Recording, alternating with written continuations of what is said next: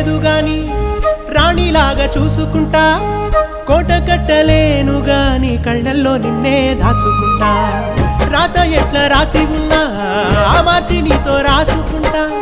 స్వర్గమంటూ ఉన్నదంటే అది నీతోనే ప్రతిరోజు పంచుకుంటా నిన్ను గన్న మీ నాన్న కన్నా అల్లారు ముద్దుగా సాదుకుంటా నీకు కోపం వస్తే కొంత దూరం ఉంటా నువ్వు గీత గీస్తే నేను దాటనంట